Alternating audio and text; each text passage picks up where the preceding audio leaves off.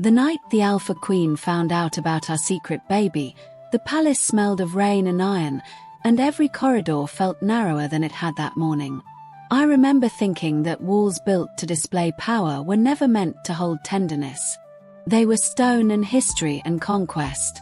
They were not built for two women who had once loved each other in whispers, or for the child sleeping in the nursery tower with her mother's silver eyes and my stubborn mouth. Power had always been public. Our love had always been private. And secrets, I was learning, bruise when exposed to light. I had met Elara long before she was crowned Alpha Queen, back when she was simply the fiercest girl in the Northern Territories, all sharp smiles and sharper instincts. We trained together under the old general, clashing wooden blades until our palms blistered and our laughter echoed across the yard. She burned brighter than anyone I had ever known. I burned quieter. Where she commanded, I calculated. Where she roared, I endured. Somehow, in the spaces between competition and camaraderie, something softer grew. It began with lingering glances and ended with promises neither of us knew how to keep. When her mother died and the mantle of Alpha fell onto her shoulders, everything shifted. The crown did not just change her title, it hardened her edges. The council watched her for weakness. Rival pacts tested her borders. Every decision she made was weighed against centuries of expectation. There was no room for scandal, no tolerance for deviation. An Alpha Queen was meant to choose a powerful mate, produce heirs that strengthened alliances, and embodied tradition. Loving me, a woman without a noble lineage or strategic value, was not tradition. It was rebellion wrapped in silk and secrecy. We tried to end it the night before her coronation. We stood on the balcony overlooking the capital, the torches below flickering like restless stars. She told me she had to be untouchable now. I told her I understood. The word tasted like ash. When she kissed me goodbye, it felt less like an ending and more like a wound that refused to close. The next morning, she was crowned Alpha Queen before thousands. I watched from the crowd, hidden beneath a hood, and told myself that loving her quietly was better than not loving her at all. Months later, I discovered I was pregnant. The realization came not with fear, but with a strange, trembling awe. In a world that denied us legitimacy, life had chosen us anyway. I kept the truth to myself at first, wrapping my growing belly in loose fabrics, retreating from public duties under the excuse of trade assignments in the southern provinces. Only Mara, my oldest friend and a healer sworn to discretion, knew the truth. She held my hands as I cried, not from regret, but from the unbearable weight of joy mixed with inevitable consequence.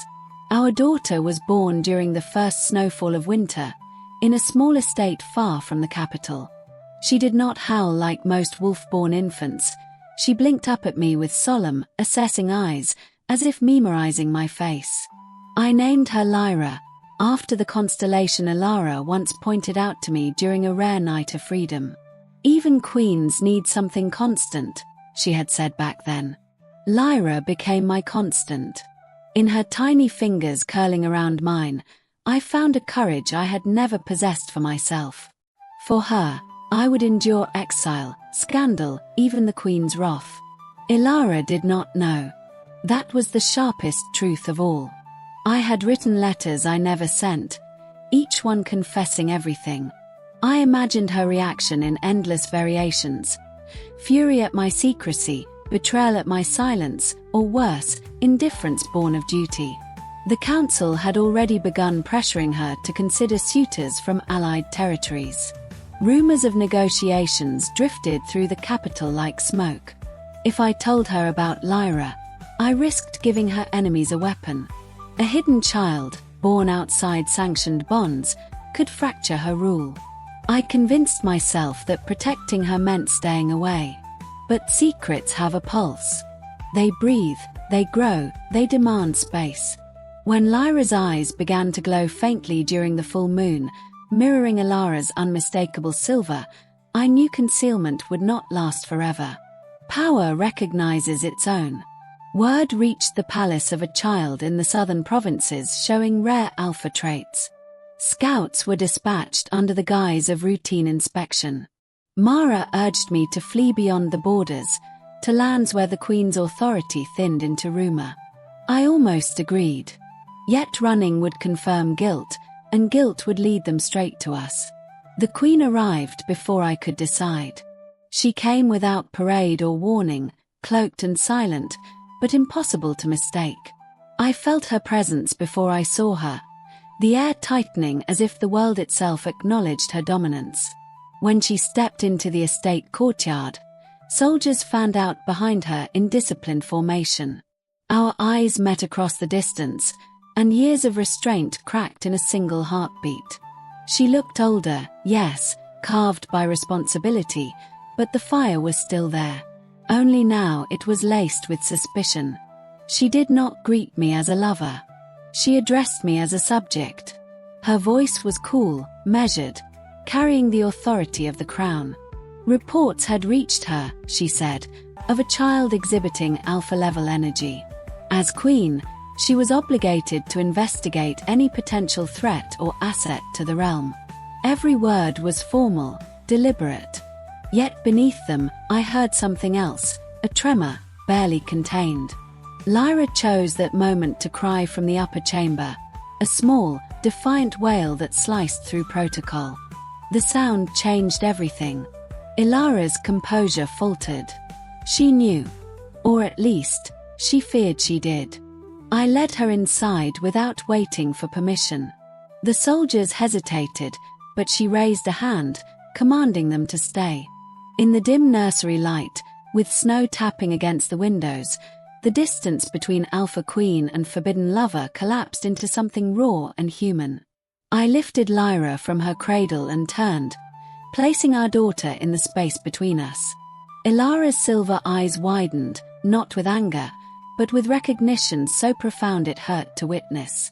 In that fragile silence, the truth stood unguarded. The Alpha Queen had found out about our secret baby, and nothing in our carefully constructed world would survive unchanged. Ilara did not reach for the child immediately. That was the first thing I noticed. The Alpha Queen, who could command armies with a glance, stood utterly still, as if any sudden movement might shatter the fragile reality forming before her. Lyra's cries softened into curious hiccups, her silver eyes, Ilara's eyes, studying the stranger who felt both familiar and electric. The resemblance was undeniable now, no longer rumor or suspicion but living proof breathing between us. I felt my pulse in my throat, each beat a countdown to judgment. How old? Ilara asked at last, her voice no longer echoing with ceremonial authority. It was lower, rougher, threaded with something dangerously close to awe. 6 months, I answered. There was no point in pretending ignorance. Not when the truth stood cradled in my arms, radiating alpha energy that hummed against the walls. Her gaze snapped to mine. 6 months. She was calculating, counting backward through treaties signed, councils held, battles deterred. Counting to the winter night before her coronation when she had come to me one last time, armor discarded, crown not yet forged. I watched realization settle into her expression like dawn breaking over a battlefield. This was not a political accident.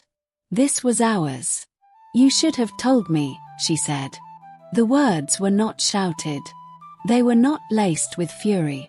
That almost hurt more.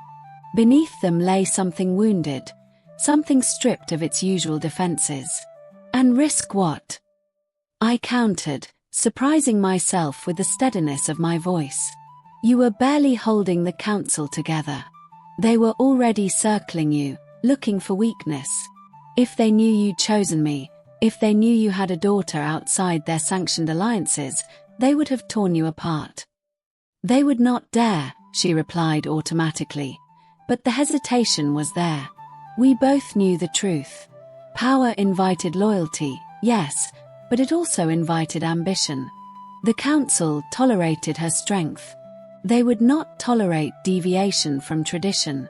Lyra reached toward Elara then, tiny fingers stretching, instinct guiding her. The gesture broke the last of Elara's restraint. She stepped forward, slowly, as if approaching a sacred altar. When I placed Lyra in her arms, the air shifted. It was not dramatic, not thunder or lightning, but something deeper. A recognition written into blood and bone. Lyra quieted instantly, pressing her small palm against Elara's chest, right over her heart. Elara inhaled sharply.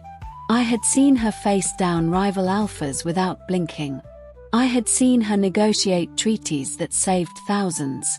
I had never seen her look afraid, until now.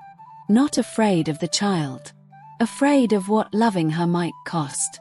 She has my mark, Elara whispered, brushing a finger gently along Lyra's wrist where faint crescent birthmark rested. The symbol of our bloodline. Unmistakable. The council will sense it eventually. They already have, I admitted. Scouts were asking questions before you arrived. Her jaw tightened. Then this is no longer just our secret. The unspoken words lingered. It was a liability. A knock sounded at the nursery door. One of her captains stepped inside, bowing stiffly. Your Majesty, the elders are requesting your presence via mirror call. They insist it concerns the southern energy surge. Of course they did.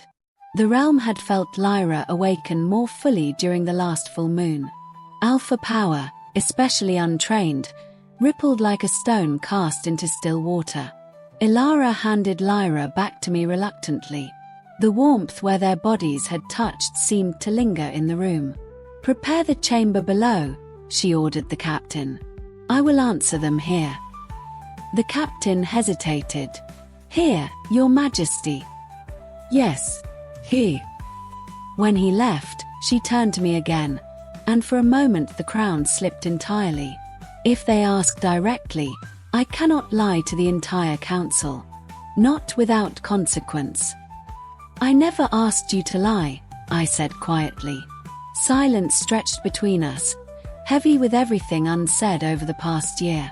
I wanted to reach for her, to close the space the crown had carved between us. But I had learned the difference between longing and strategy. In the lower chamber, the mirror altar flickered to life, its surface swirling until the stern faces of the council elders emerged. Grey-haired, sharp-eyed, draped in ceremonial furs that symbolized ancient authority. They did not bow. They inclined their heads, the bare minimum required for their queen. Your Majesty, Elder Varric began, we have detected an alpha surge originating from this province. Unregistered. Unaccounted for. Elara stood tall before them, every inch the ruler they expected. I remained in the shadows beyond the mirror's direct sightline, Lyra cradled against my shoulder. I am aware, Elara replied smoothly. Then you confirm the presence of a potential alpha heir. Another elder pressed. Heir. The word struck like a blade. Not child. Not life. Heir. Asset. Elara's pause was fractional, but I knew her well enough to feel it. There is a child, she said carefully. Murmurs rippled across the mirror's surface. Lineage. Varric demanded. The question was inevitable. Legitimacy was currency in their world. Elara's gaze flicked, just once, toward the shadows where I stood. Our eyes met. In that look lived every stolen kiss, every suppressed confession, every sacrifice made in silence.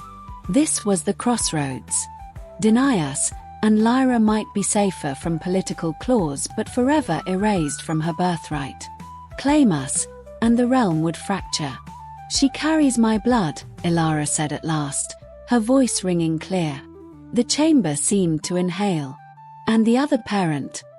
An elder asked sharply. Elara did not look away from me this time. Someone I chose. Shock flashed across their faces. An alpha queen choosing outside sanctioned alliances was scandal enough. Refusing to name a politically advantageous partner was outright defiance. This is unprecedented, Varric said coldly. The stability of the realm depends on strategic unions. The stability of the realm depends on strength, Ilara countered. My daughter is strength. Daughter. Not heir. Not asset. Daughter. Lyra stirred at the sound of Ilara's voice, a faint glow emanating from her skin. The elders noticed. I saw calculation ignite behind their eyes. She must be brought to the capital, one declared.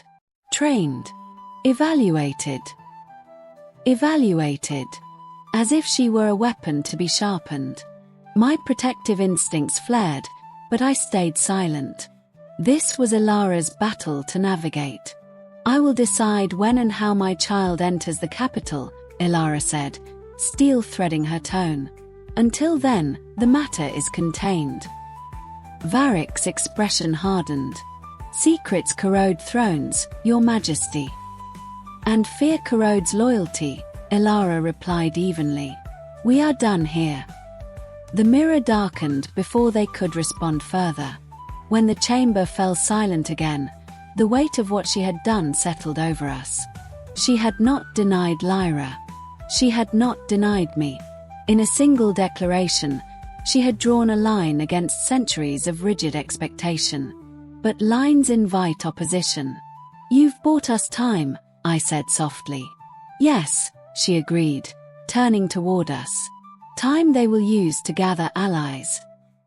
Outside, thunder rolled across the winter sky, distant but approaching. The storm had not yet broken, but it was coming. Not just from the council. From rival packs who would see opportunity in controversy. From nobles who preferred tradition over change. From a kingdom unprepared for an alpha queen who chose love over strategy. Ilara stepped closer, her hand brushing mine for the first time since entering the estate. The contact was brief, electric. I should have been here, she murmured. You are now, I replied. For the first time that night, something like a fragile hope flickered between us. Not the naive hope of girls training in a sunlit yard, but the hard-earned kind forged in consequence. Upstairs, a window rattled as the wind picked up, snow swirling against the glass. Inside, our daughter's soft breathing anchored me. The secret was no longer hidden. It had been dragged into the light, claimed in front of power-hungry elders and an uncertain realm. Love, once whispered, had been spoken aloud in the language of sovereignty. And the Alpha Queen had chosen us. The storm arrived before dawn. It swept down from the northern mountains with a violence that rattled shutters and bent trees low against the earth. I stood by the nursery window, Lyra warm against my chest, and watched the sky bruise from grey to charcoal. Across the courtyard, soldiers moved like dark shadows, doubling patrols, reinforcing gates. Officially, they were guarding their queen during a provincial visit. Unofficially, they were bracing for unrest. Ilara had not slept. I knew because I had neither. The moment the council's mirror went dark, the balance of the realm shifted. Word would travel fast. Even contained, rumors grew teeth. An unannounced alpha child. A queen who refused to name a politically strategic mate. A bloodline branching in an unexpected direction. Tradition was not just custom. It was control. When I entered the lower hall at first light, Ilara stood over a map spread across the long oak table. Her armor was back on, polished to a muted gleam, her dark hair braided tightly down her back. The vulnerability from the nursery had been carefully folded away. In its place stood the Alpha Queen. 3 border houses have requested clarification, she said without looking up. House Verin is calling for an emergency convocation. Verin has always opposed you, I replied. They backed your cousin's claim. Yes. Her finger traced the Western Territory. And they will use this. This, I echoed quietly. She finally lifted her gaze to mine. Our daughter. The word still felt new in her mouth, but steadier now. A knock interrupted us. Captain Reese entered, bowing. Your Majesty, scouts report movement from House Veren's territory. Not an army. A delegation. They request audience. Already? I asked. Ilara's jaw tightened. They wasted no time. Shall I deny entry? Reese asked. No, Ilara said. If we refuse, they paint us as unstable. Let them come. Reese hesitated. They ask specifically to see the child. Silence fell heavy across the hall. They move boldly, I said. They are testing, Ilara replied. If I hide her, they claim weakness. If I display her, they assess her power. And if they see her resemblance to you, they already suspect. Her voice softened, barely, but suspicion is not proof. I stepped closer to the table.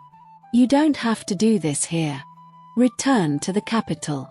Face them on your ground. And abandon you to their scrutiny alone. Her eyes flashed. No. The word landed between us with more force than she likely intended. For a heartbeat, we were not queen and subject, but two women bound by something deeper than protocol. Lyra stirred upstairs, a faint ripple of energy pulsing outward. The torches along the walls flickered in response. Ilara felt it too. I saw it in the subtle lift of her chin. Pride. She is strong, she said quietly. She is 6 months old, I countered. She shouldn't have to be. A shadow crossed her face. None of us were given the choice. By midday, the delegation from House Veren rode through the gates. They wore deep crimson cloaks clasped with silver wolf insignias. At their head was Lord Marius Veren, tall, composed, his smile sharp enough to cut. He bowed with calculated precision before Ilara in the courtyard. Your Majesty, we came as soon as we heard of the development. Ilara remained seated upon a temporary dais, throne-like in its elevation though far simpler than the one in the capital. Your concern is noted, Lord Veren. His gaze drifted, searching. May we be granted the honor of witnessing the future of our realm. There it was again. Not child. Future. Asset. Leverage. Ilara extended a hand toward me where I stood at the edge of the courtyard steps, Lyra wrapped in white fur against the cold. Bring her. Every instinct in me screamed to retreat, to shield, to hide. Instead, I descended slowly, feeling the weight of dozens of assessing eyes. When I reached Ilara's side, I kept my chin high. If they expected shame, they would not find it. Lord Veren studied Lyra carefully. Too carefully. His nostrils flared slightly as if scenting lineage in the air. She bears remarkable resemblance to you, Your Majesty, he observed lightly. So I've been told, Ilara replied. And her other parent. His gaze shifted to me deliberately now. The courtyard stilled. I am her mother, I said before Ilara could answer. A murmur rippled through the gathered nobles.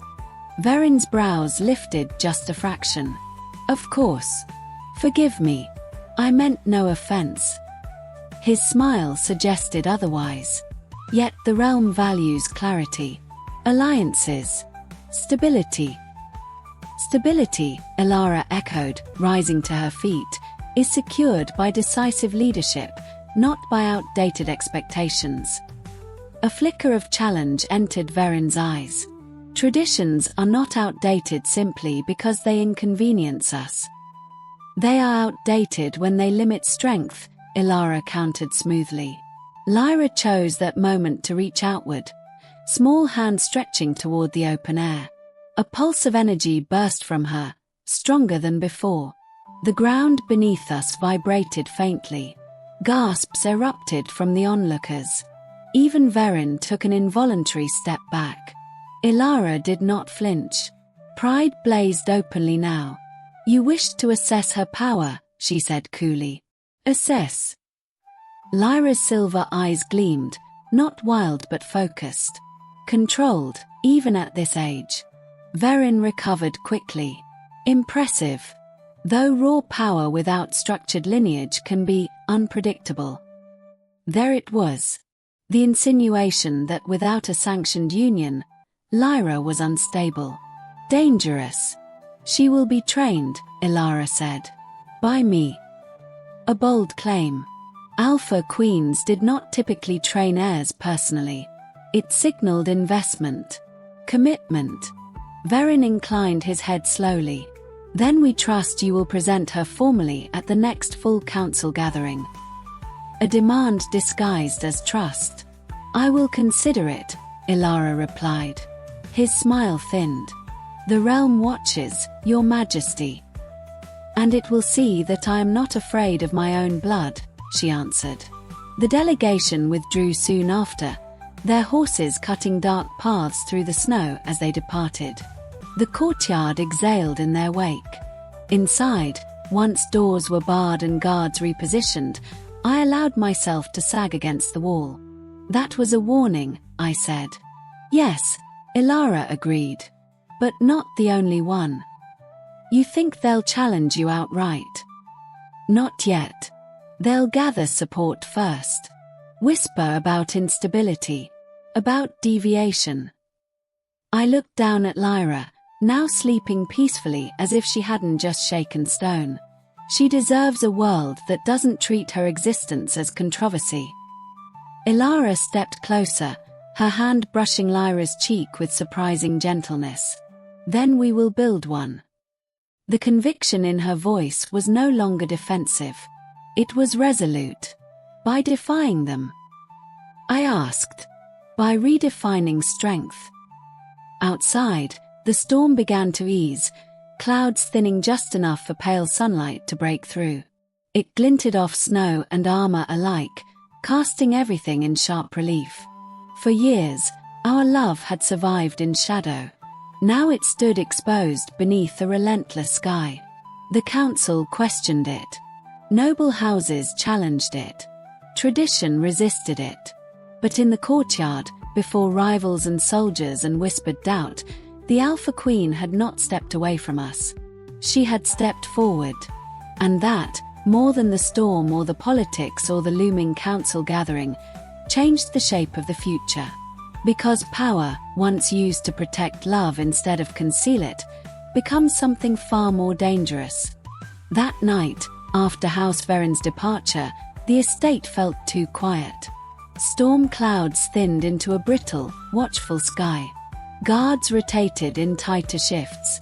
Messengers rode out under cover of dusk, carrying sealed orders bearing the Queen's crest. Everything moved with calculated purpose. Everything except my thoughts. Lyra slept between us in the chamber Elara had claimed as her own during this visit. It was the first time we had shared a room since before her coronation. The space felt unfamiliar, not because of distance, but because of proximity. For months, loving her had been memory. Now it was breath and warmth and the faint scent of steel and cedar that always clung to her skin. She'll be summoned, I said quietly, watching Lyra's tiny chest rise and fall. To the capital. To the council floor. Yes, Elara answered from the window where she stood, looking over torchlit walls. They'll frame it as tradition. Presentation of a potential heir. And if you refuse? They call a vote of confidence. The words settled heavily. A vote of confidence was not a removal, but it was a public fracture. A signal to rival houses that the throne was unstable. I turned onto my side to face her. You could name a consort. A political one. It would quiet them. She didn't move. And what would that make you? The question cut deeper than accusation. I am already a liability in their eyes, I said. You don't have to pretend otherwise. She crossed the room in 3 strides, kneeling beside the bed.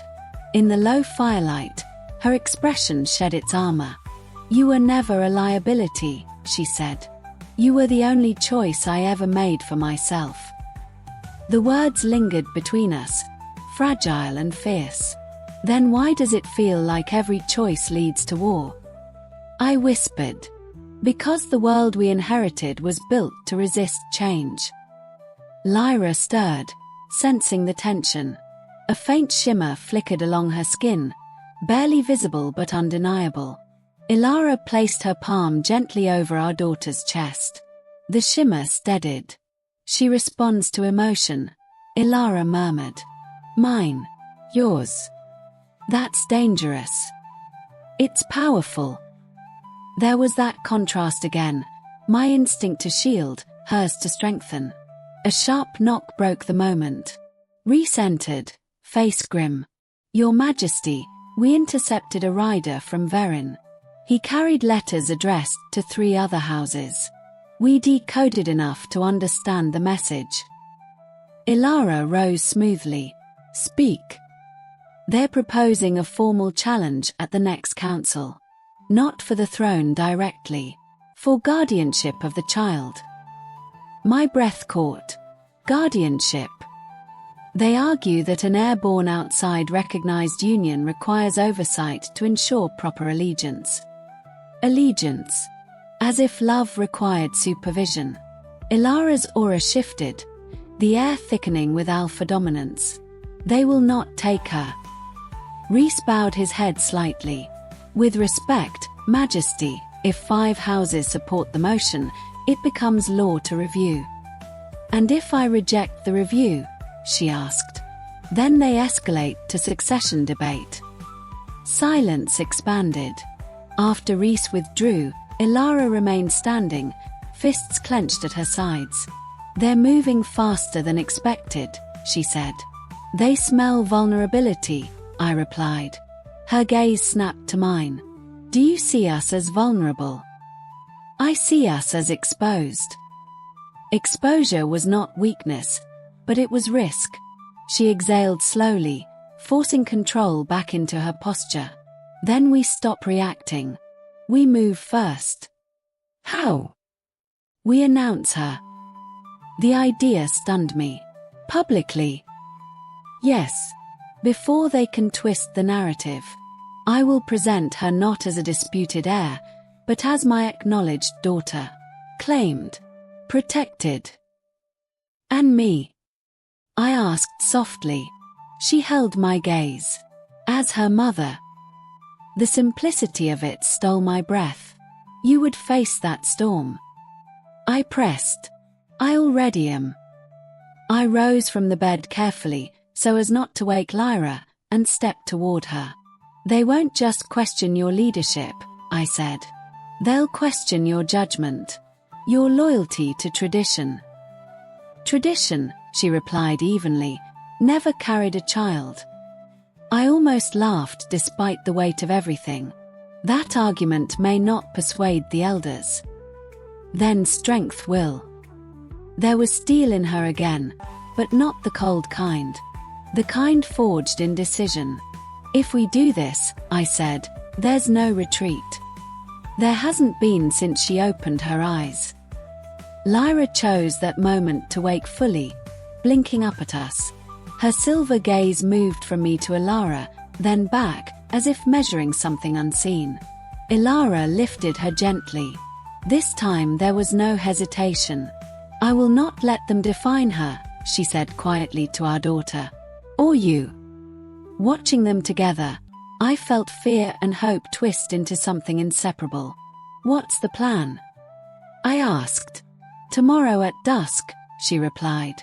We summon every house representative within riding distance. We frame it as a winter address. And if they refuse to attend? They won't.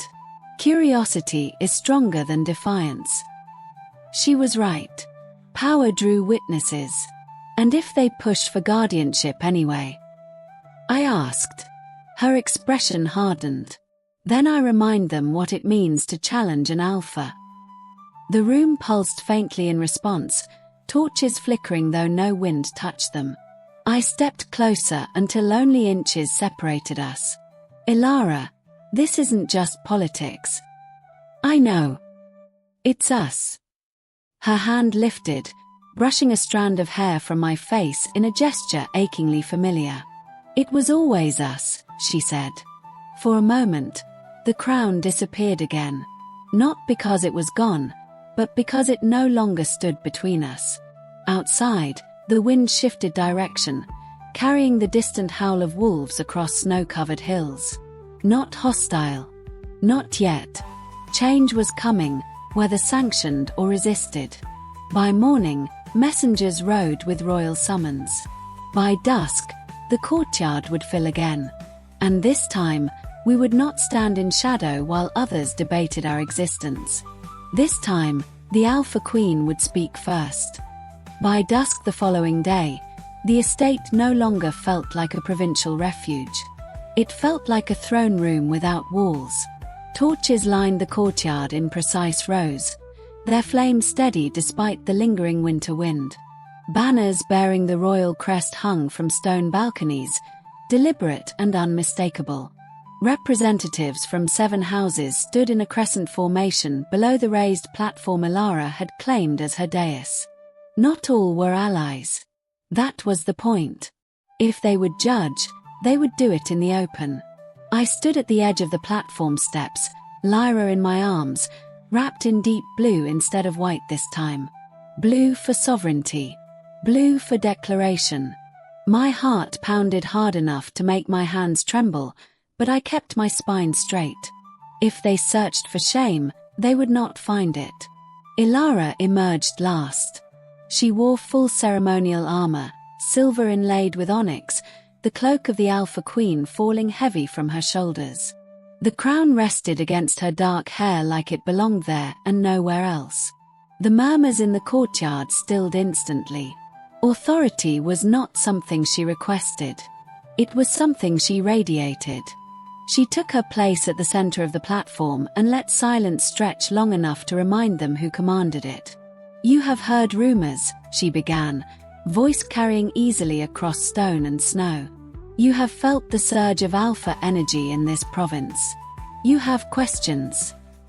No one interrupted. "I will answer them."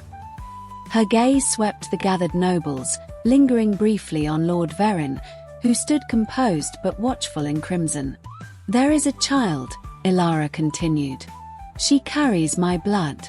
She carries my mark. She is my daughter." A ripple moved through the crowd. Some surprised. Some calculating. Some, I thought, almost impressed. Elara extended her hand toward me without looking away from them. I climbed the steps slowly and stood beside her. "Together. And this," she said, her tone shifting, not softer, but more deliberate, "is her mother." Every eye turned to me fully then. The weight of it pressed against my skin. I felt exposed, dissected. I also felt something else. Relief. "She is not of noble house," Elara went on before anyone could speak. "She is not part of a strategic alliance. She is my choice." The word choice landed like a challenge. Lord Verin stepped forward just enough to be heard without appearing aggressive. "Your Majesty, no one disputes your authority to acknowledge blood. Our concern is stability. The realm has always relied upon formal unions to secure loyalty." "The realm relies upon strength," Elara replied evenly. "Strength requires structure," another noble added. "Without recognized lineage, succession becomes vulnerable to dispute." Elara did not flinch. "Then let there be no dispute." She turned slightly toward me. "Place her in my arms." My pulse spiked, but I obeyed. When Lyra settled against Elara's chest, something in the air shifted. It was subtle at first, like pressure before a storm. Then it intensified. Elara's voice dropped lower, resonant with alpha command. "Witness her." Lyra's silver eyes opened wide. The torches around the courtyard flickered violently, flames bending inward as if drawn toward her. A pulse of energy radiated outward, not chaotic, not wild, but controlled in a way that made even seasoned warriors stiffen. Gasps broke from the assembly. Ilara did not release her gaze from them. She is not instability. She is continuity. Lord Veren's composure cracked just slightly. Power alone does not secure allegiance. No, Ilara agreed. Leadership does. She shifted Lyra to one arm and, with her free hand, removed the signet ring from her own finger, the ancient band marking the reigning alpha. A collective inhale swept the courtyard.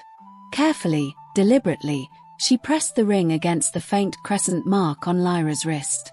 The metal glowed briefly, reacting to shared blood. An acknowledgement. Not abdication. Not transfer of rule. Recognition. The ring returned to Ilara's finger, but the message had been sent. She is of my line, Ilara declared. Recognized by blood and by me. There will be no guardianship review. There will be no external claim over her upbringing. Murmurs surged louder this time, less contained. You risk division, a house elder warned. I risk evolution, Ilara corrected. Silence fell again, sharper now. Veren studied her for a long moment. And the matter of her other parent's standing. The question was careful, but pointed. Would I be named formally, elevated, or kept at the margins? Ilara's gaze softened when it found mine, but her voice remained unwavering. She stands where I stand. It was not a title. It was not a decree of nobility. It was something far more radical. Equality. Shock registered more openly now. Not outrage. Not yet. But the recognition that precedent was shifting beneath their feet. You would alter centuries of order, Veren said quietly. Yes, Ilara answered. No elaboration. No apology. Just yes. The wind picked up, snapping banners sharply overhead. For a suspended moment, it felt as though the realm itself held its breath. Then, unexpectedly, one of the smaller house representatives stepped forward, a woman from House Illyra, known more for trade than politics. Power is power, she said carefully. If the child is acknowledged and the queen remains firm in her rule, our house sees no cause for interference. A subtle but significant alignment. Another house murmured agreement, not enthusiastic, but pragmatic. Veren's jaw tightened. He had expected resistance, not measured acceptance. You move swiftly, Your Majesty, he said. I move decisively, she replied. His eyes flicked to Lyra once more, then back to Ilara. Very well. House Veren will observe. Not support. But not immediate challenge. It was enough. For now. One by one, the gathered houses offered restrained acknowledgements. No cheers. No celebration. But no formal opposition either. When the courtyard began to clear, tension drained from my limbs so suddenly I nearly swayed. Ilara noticed. She handed Lyra back to me gently once we were alone on the platform. It's done, I whispered. For tonight, she agreed. You changed the rules. I clarified them. I let out a shaky breath that almost became a laugh. You realize the elders will be furious. They were furious yesterday. The torches burned lower as attendants began extinguishing them. I looked down at Lyra, who blinked up at us calmly, as if public declarations were routine. You gave her more than protection, I said softly. You gave her legitimacy. I gave her truth, Ilara corrected. Our eyes met in the fading firelight. For years, our love had survived in fragments, hidden touches, unsent letters, restrained longing. Tonight it had been spoken in the language of power. Not because it was safe, but because it was necessary. Beyond the estate walls, the realm would react. The council would debate. Some houses would scheme quietly in candlelit chambers. But they would do so knowing one undeniable fact. The Alpha Queen had not concealed her daughter. She had claimed her. and she had claimed me with equal certainty. The storm we feared had not broken into chaos. It had transformed into something else. A shift. The capital did not greet us with celebration. It greeted us with scrutiny. From the moment our convoy crossed the outer gates, I felt it. Eyes tracking from balconies, whispers slipping between market stalls, the subtle pause in conversation as soldiers escorted us through the main thoroughfare. News of the courtyard declaration had outrun us. In some corners it had grown distorted. In others, sharpened. Ilara rode at the front, posture unyielding, Lyra secured safely in my arms beside her. She had insisted we enter together, not separately, not concealed. If they are going to stare, she had said before we departed the estate, let them stare at truth. The palace loomed ahead, all carved stone and towering spires. It had once intimidated me. Now it felt like a test. Inside, the atmosphere was colder than the winter air outside. Council members waited in the grand chamber, assembled in a semicircle beneath banners depicting centuries of Alpha lineage, every ruler paired in formal portrait with a sanctioned mate. Until now, Ilara did not slow as we approached the center dais. Your Majesty, Elder Varric began, voice echoing. We were not informed that you intended to make a public proclamation before presenting the matter to full council. I do not require permission to acknowledge my own blood, Ilara replied. A few elders shifted uncomfortably. Varric's gaze settled on Lyra. And yet tradition requires formal recognition within these walls. Then recognize her, Ilara said evenly. The directness unsettled them more than defiance would have. I felt Lyra stir, reacting to the tension. I adjusted her gently, pressing a calming kiss to her temple.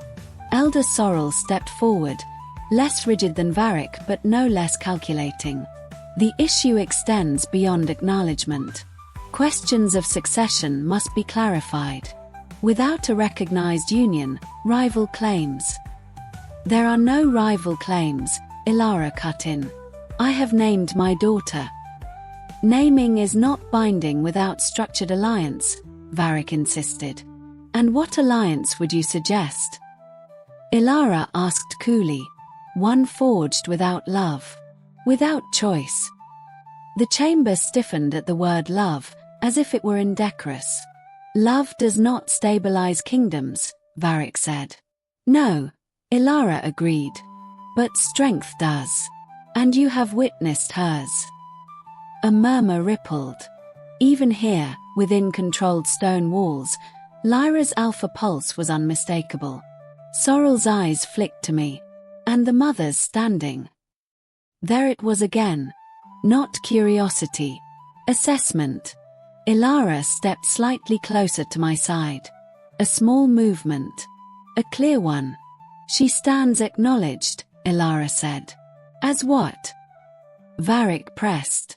Silence sharpened. As my equal, Ilara answered. The word seemed to echo longer than it should have. Varric's expression hardened. Equality is not a ceremonial rank. No, Ilara replied. It is a reality. The tension in the chamber shifted from procedural to personal. This was no longer solely about succession. It was about order. Sorrel clasped her hands. Your Majesty, understand the position you place us in. If we endorse this without condition, we signal to every house that precedent is flexible. Precedent is not sacred, Ilara said. It is constructed. And construction can collapse, Varric warned. Ilara's voice dropped, not loud but resonant with unmistakable alpha authority. Then let it be rebuilt stronger. The torches along the chamber walls flickered in response, bending subtly toward her. A reminder. She was not merely a political figure. She was the most powerful alpha in the realm. Lyra's silver eyes opened then, calm and clear. A faint shimmer radiated outward, not disruptive but steady. Controlled. Sorrel noticed. Her gaze softened just slightly. She mirrors you, Sorrel observed quietly. She is not a mirror, Ilara corrected. She is herself. A long silence followed. Varric broke it. If we deny formal guardianship review, we require assurances. Ilara's jaw tightened. Define assurances. That the child will be trained within the capital under council oversight. I will oversee her training, Ilara said. With advisory presence, Varric insisted. A compromise disguised as concession. Ilara considered. I could see the calculation in her eyes. Total refusal risked escalating into open fracture. Limited oversight could be managed. You may observe, she said finally. You may not interfere. Varric hesitated, then inclined his head once. Agreed. It was not warmth. It was not approval. But it was acceptance. Sorrel stepped forward again. And the matter of public record. Ilara did not look at me this time. She kept her gaze on the council. Record that the Alpha Queen has a daughter, she said. Record that she is recognized. Record that her mother stands acknowledged beside her. No titles. No redefinition of royal structure. But not erased. Varric exchanged a look with Sorrel. After a long pause, he nodded to the scribe waiting at the chamber's edge. The scratching of quill against parchment sounded louder than it should have. History adjusting. When the formalities concluded, the council dispersed more quietly than they had gathered. No applause. No overt hostility. Measured recalibration. As we turned to leave the chamber, Sorrel lingered. Change unsettles people, she said to Ilara, though her eyes flicked briefly toward me. But strength earns patience. I am not asking for patience, Ilara replied. Only recognition. Sorrel gave a faint, almost reluctant smile. You may find you receive both. Outside the chamber doors, the corridor felt less suffocating. You conceded oversight, I said softly once we were alone. I conceded observation, she corrected. There is a difference. And if they push further? They will, she said simply. But now they do so knowing I will not retreat. We reached the balcony overlooking the capital square. Below, citizens moved through their day, unaware that inside stone walls, centuries had shifted slightly on their axis. Are you afraid? I asked her quietly. She looked out over the city before answering. Yes, she said. But not of them. Of what, then? She turned to me, vulnerability flickering just beneath the surface. Of failing you. Both of you. The honesty caught me off guard. You didn't fail us, I said. You stood with us. For now. For as long as it takes.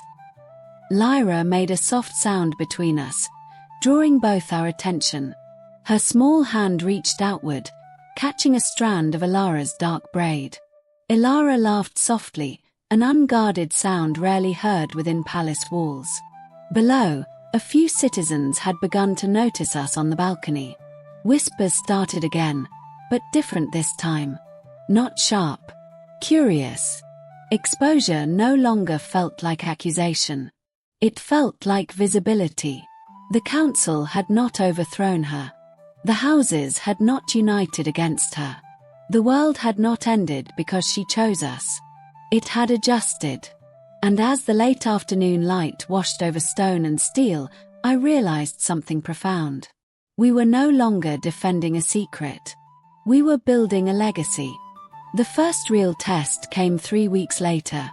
Not from House Verin. Not from the council floor. From the training ring. Word had spread that the Alpha Queen would begin her daughter's early conditioning publicly, under observation. Nobles filled the upper galleries overlooking the inner courtyard arena, their presence disguised as routine attendance but unmistakably deliberate. They wanted to see if power ran as deep as blood suggested. They wanted proof that Ilara's bold declarations had substance. Lyra was too young for structured combat, of course. This was not about weapons. It was about control. I stood near the edge of the ring, heart lodged somewhere between pride and dread. Ilara stood barefoot on the packed sand, stripped of ceremonial armor, dressed instead in simple black training leathers. The crown was absent. The alpha remained. Lyra sat at the center of the ring on a woven mat, steady and alert. At nearly 7 months, her awareness felt uncanny. Silver eyes tracked every movement, every breath. A low hum of anticipation moved through the gallery. Ilara crouched several paces away from Lyra. "Focus," she said gently. The word was not a command. It was an invitation. A faint shimmer began to rise from Lyra's skin, like heat distortion over sunlit stone. "Steady," Ilara continued, voice even, calm. The shimmer wavered, then strengthened. From the gallery, a noble whispered, "Impressive." Another murmured, "Uncontrolled energy can be volatile." I resisted the urge to snap at them. They saw spectacle. I saw my child. Ilara extended her palm toward Lyra. Slowly, deliberately. Lyra responded instinctively. A pulse of alpha force radiated outward, lifting sand in a small circular gust. Several observers leaned forward. Ilara did not block the energy. She absorbed it. The force met her palm and dissipated, drawn into her own aura seamlessly. Gasps echoed. "Again," Ilara said softly. This time, Lyra's pulse came sharper, stronger. Ilara shifted slightly, guiding the energy sideways instead of absorbing it fully. The force curved, redirecting into empty air where it dispersed harmlessly. Control, not suppression. I felt tears sting unexpectedly.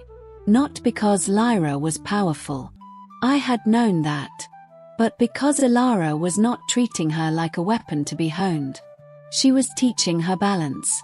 After several repetitions, Lyra's breathing quickened. The shimmer flickered erratically. "Enough," I called instinctively. Ilara nodded immediately. She scooped Lyra into her arms, pressing her close. The shimmer faded almost instantly against her chest. From above, polite applause rippled, measured, aristocratic. Ilara ignored it.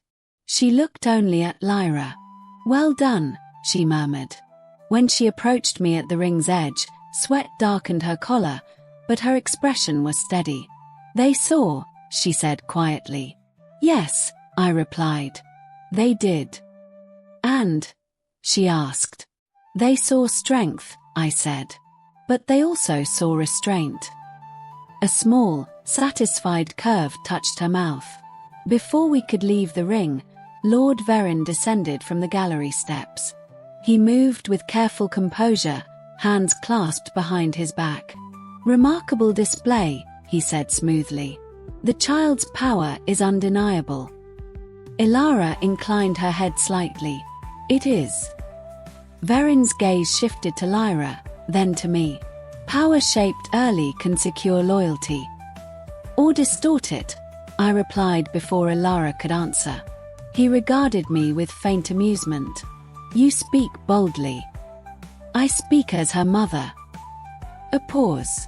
Verin's smile thinned. "Of course." He turned back to Ilara. "House Verin will withdraw its petition for guardianship review." The words landed heavier than applause. "That is wise," Ilara said evenly. "We prefer alignment over fracture," Verin continued. "However, unity requires symbols. Appearances." "There will be no symbolic consort," Ilara said immediately. Verin's eyes flickered. "I did not suggest one." "You were about to." A beat of silence. He adjusted smoothly. "The realm will adapt, Your Majesty. But adaptation is smoother when guided." I'm guiding it, she replied.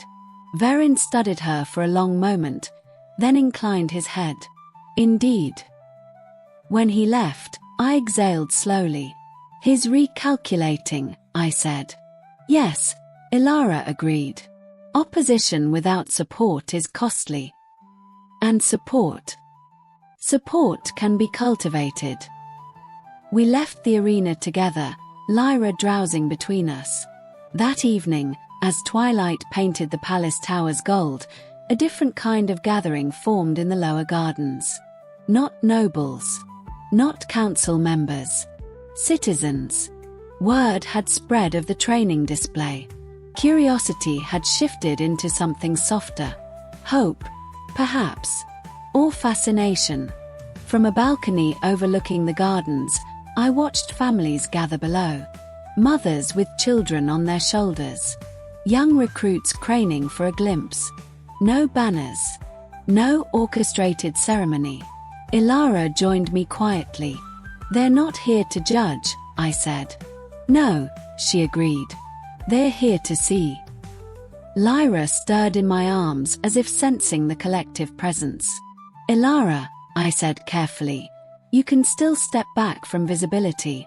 Limit appearances. Control narrative. She looked at me, really looked. Do you want that? She asked. The honest answer surprised me. No. Neither did she. Then we don't hide, she said simply. A cheer rose faintly from the gardens below as someone caught sight of us on the balcony. Not loud. Not frenzied. Warm. Ilara lifted her hand in acknowledgement. I hesitated only a second before stepping fully into view beside her. Lyra blinked at the fading sun, silver eyes reflecting gold light. There would still be resistance. Council debates. Political maneuvering. Not every house would align easily. But something fundamental had shifted. Not through force. Through presence. They expected scandal, I murmured. They received strength, Ilara replied. And love, I added softly. She didn't correct me. Below, a small child in the garden waved enthusiastically upward. Lyra made a soft, delighted sound in response. The Alpha Queen had defied tradition. The council had adjusted. Rival houses had recalculated. But this quiet acceptance blooming among ordinary people felt like the true turning point. Not because it secured power, but because it humanized it. For the first time since the night she found out about our secret baby, I felt something steadier than fear. Not just survival. Belonging. The first real test came 3 weeks later. Not from House Verin. Not from the council floor. From the training ring. Word had spread that the Alpha Queen would begin her daughter's early conditioning publicly, under observation. Nobles filled the upper galleries overlooking the inner courtyard arena, their presence disguised as routine attendants but unmistakably deliberate. They wanted to see if power ran as deep as blood suggested. They wanted proof that Ilara's bold declarations had substance. Lyra was too young for structured combat, of course. This was not about weapons. It was about control. I stood near the edge of the ring, heart lodged somewhere between pride and dread. Ilara stood barefoot on the packed sand, stripped of ceremonial armor, dressed instead in simple black training leathers. The crown was absent. The Alpha remained. Lyra sat at the center of the ring on a woven mat, steady and alert. At nearly 7 months, her awareness felt uncanny. Silver eyes tracked every movement, every breath. A low hum of anticipation moved through the gallery. Ilara crouched several paces away from Lyra. Focus, she said gently. The word was not a command. It was an invitation. A faint shimmer began to rise from Lyra's skin, like heat distortion over sunlit stone. Steady, Ilara continued, voice even, calm. The shimmer wavered, then strengthened. From the gallery, a noble whispered, impressive. Another murmured, Uncontrolled energy can be volatile. I resisted the urge to snap at them. They saw spectacle. I saw my child. Ilara extended her palm toward Lyra. Slowly, deliberately. Lyra responded instinctively. A pulse of alpha force radiated outward, lifting sand in a small circular gust. Several observers leaned forward. Ilara did not block the energy. She absorbed it. The force met her palm and dissipated, drawn into her own aura seamlessly. Gasps echoed. Again, Ilara said softly. This time, Lyra's pulse came sharper. Stronger. Ilara shifted slightly, guiding the energy sideways instead of absorbing it fully. The force curved, redirecting into empty air where it dispersed harmlessly. Control. Not suppression. I felt tears sting unexpectedly. Not because Lyra was powerful. I had known that. But because Ilara was not treating her like a weapon to be honed. She was teaching her balance. After several repetitions, Lyra's breathing quickened. The shimmer flickered erratically. Enough, I called instinctively. Ilara nodded immediately. She scooped Lyra into her arms, pressing her close. The shimmer faded almost instantly against her chest. From above, polite applause rippled, measured, aristocratic. Ilara ignored it. She looked only at Lyra. Well done, she murmured. When she approached me at the ring's edge, sweat darkened her collar, but her expression was steady. They saw, she said quietly. Yes, I replied. They did. And? She asked. They saw strength, I said. But they also saw restraint. A small, satisfied curve touched her mouth. Before we could leave the ring, Lord Verin descended from the gallery steps. He moved with careful composure, hands clasped behind his back. Remarkable display, he said smoothly. The child's power is undeniable. Ilara inclined her head slightly. It is. Verin's gaze shifted to Lyra, then to me. Power shaped early can secure loyalty. Or distort it, I replied before Ilara could answer. He regarded me with faint amusement. You speak boldly.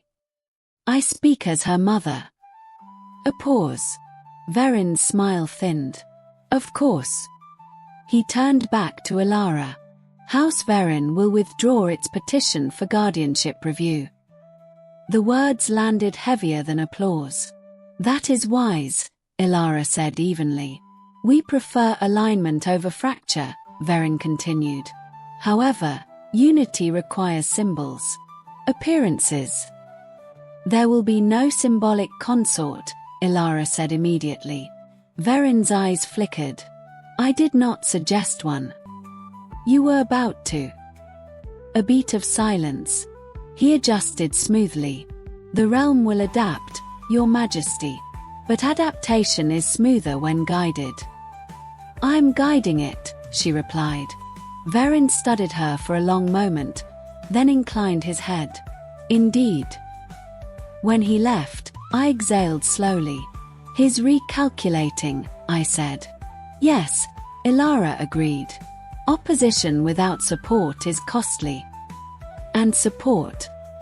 Support can be cultivated.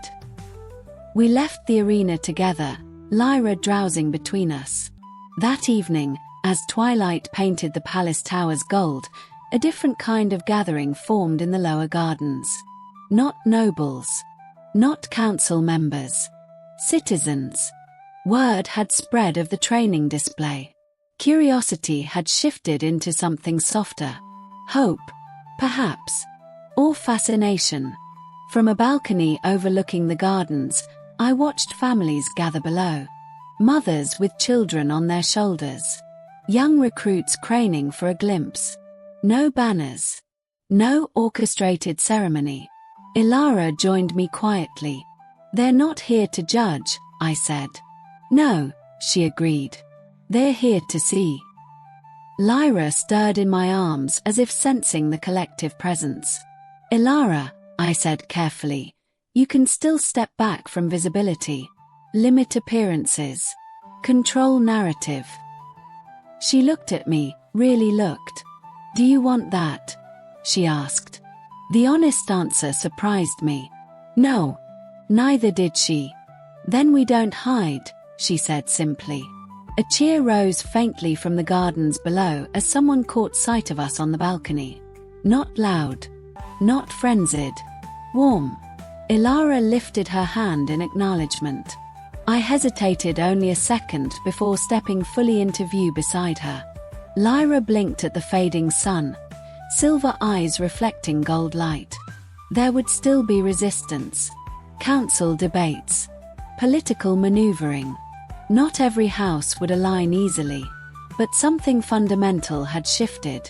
Not through force, through presence. They expected scandal, I murmured. They received strength, Ilara replied. And love, I added softly. She didn't correct me. Below, a small child in the garden waved enthusiastically upward. Lyra made a soft, delighted sound in response. The Alpha Queen had defied tradition. The council had adjusted. Rival houses had recalculated. But this quiet acceptance blooming among ordinary people felt like the true turning point. Not because it secured power, but because it humanized it. For the first time since the night she found out about our secret baby, I felt something steadier than fear. Not just survival. Belonging. Spring arrived cautiously, as if uncertain whether the realm was ready for it.